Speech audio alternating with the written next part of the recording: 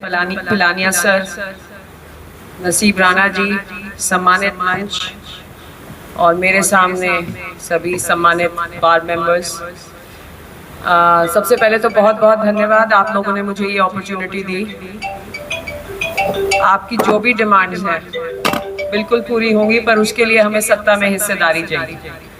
जब तक आज दादरी की मेन समस्या क्या है, हम हमेशा विपक्ष में बैठे रहते हैं और यही कारण है हम लोगों की कोई सुनवाई नहीं होती। आज अगर आप देख लीजिए, यहाँ का लिविंग स्टैंडर्ड बद से बदतर होता जाता है, एजुकेशन पॉइंट ऑफ व्यू से, health facility point of view से, और ओवरऑल अगर आप हाइजीन स्टैंडर्ड्स देखें, हर गली में सीवर बैक मारते हैं। सीवरेज की मैसिव प्रॉब्लम है दादरी में, बहुत बड़ी प्रॉब्लम है।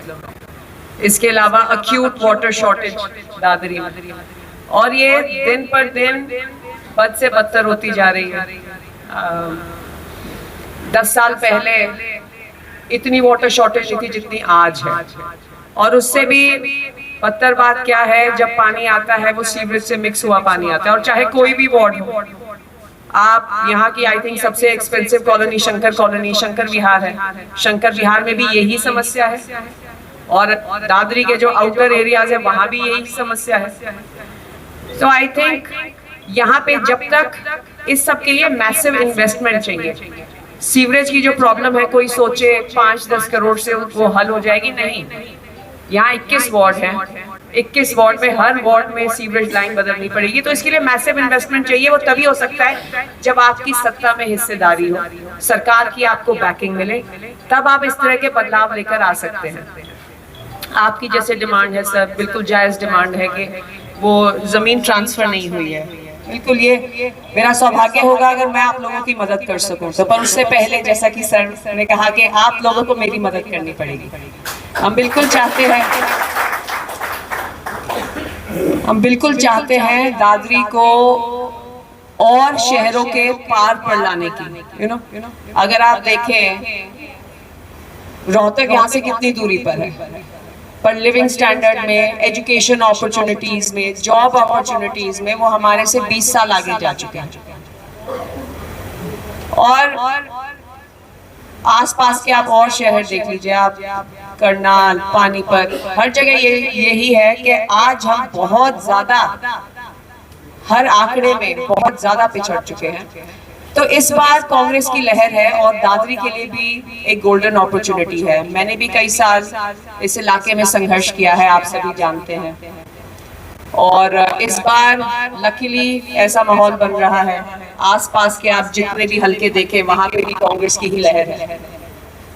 तो मुझे लगता है हमें ये अपॉर्चुनिटी खोनी नहीं चाहिए, क्योंकि कांग्रेस ने हमेशा ही एजुकेशन सेक्टर में बहुत ज्यादा काम किया है। ये एक प्रोपेगेंडा फैलाया गया कि कांग्रेस ने क्या किया। आज मैं एजुकेटेड एलिट्स के बीच में बोल रही हूँ। आप कोई यूनिवर्सिटी देख लीजिए, कोई मेडिकल कॉलेज देख लीजिए, उसकी हिस्ट्री देखिए, कब वो खुला था, कब वो बना था। सभी के सभी कांग्रेस की सरकार में बने थे। इनफैक्ट पिछले 10 सालों में सरकार का जो एक्सपेंडिचर है on education has gone down massively. सरकार ने एजुकेशन सेक्टर पे खर्चा करना ही बंद कर दिया। मैं आपको एक छोटा सा एग्जांपल देती हूँ। आप में से बहुत से लोग एमडीयू यूनिवर्सिटी के पास आउट होंगे। आप एमडीयू यूनिवर्सिटी के किसी भी डिपार्टमेंट में चले जाइए, पोस्टें खाली पड़ी हैं। वो आपको बताएंगे 10 साल से ये असिस्टेंट प्रोफेसर की पोस्ट खाली पड़ी है, पर वहां वो नियुक्ति नहीं कर रहे, अपॉइंटमेंट्स नहीं कर रहे, और उसकी जगह वो क्या करते हैं, कौशल रोजगार के थ्रू 1-1 साल के ठेके पर लेक्चरर लगा देते हैं। तो ये खिलवाड़ है हमारे बच्चों के भविष्य के साथ। Rather than having permanent lecturer, permanent faculty, जो हमारी हरियाणा की टॉप की यूनिवर्सिटीज हैं, वहां पे भी आज massive lack of permanent faculty है, massive shortage of permanent faculty. आप एम्प्लॉयमेंट की अगर हम ध्यान दें तो आज हरियाणा में हाईएस्ट अनएम्प्लॉयमेंट है, highest 38% unemployment in Haryana, 38% unemployment, which is unprecedented. पहले हरियाणा के इतिहास में कभी ऐसा नहीं हुआ।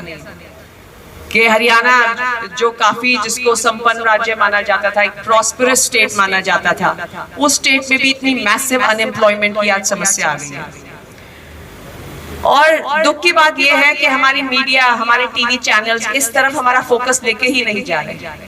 फोकस हमारा पूरा रिलीजियस इश्यूज पे हो जाता है, नॉन सीरियस इश्यूज पे हमारा फोकस हो जाता है। एक छोटा सा एग्जांपल, अभी अडानी अंबानी के बेटे की शादी हुई, 1 महीने तक पूरी वो कवरेज हुई सभी चैनल्स पर, ऐसे वो कोई नेशनल इंपॉर्टेंस का इशू था। तो welcome sir, Mr Yogendra Yadav ji and Deepak Lamba ji are here with us. Sir welcome sir.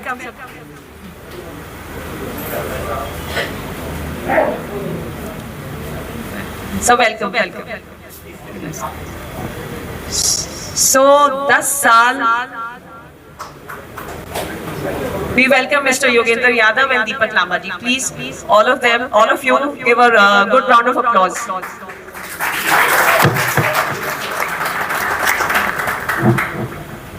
तो हमने 10 साल दिए हैं इस सरकार को, and I think change is very important and change is law of nature also. अगर एक पॉन्ड में भी अगर पानी का भी बदलाव ना हो तो वो सड़ जाता है। इसी तरह अगर बदलाव ना हो तो जो सत्ता में बैठे लोग होते हैं उनमें एरोगेंस आ जाती है, अहंकार हो जाता है, वो लोगों की आवाज सुनना बंद कर देते हैं। इसलिए आप बीजेपी के प्रोपेगेंडा में मत फंसिए। दोबारा चुनाव आ गया है तो हर तरह का वो प्रोपेगेंडा करेंगे चुनाव जीतने के लिए।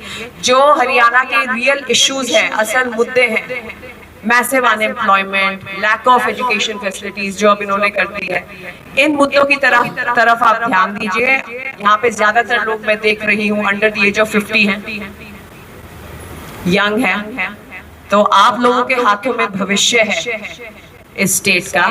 तो इस बार आप जब बटन दबाएं, सोच समझ के बटन दबाएं और 5 सेकंड के लिए जो रियल इश्यूज हैं उनके बारे में सोचिए।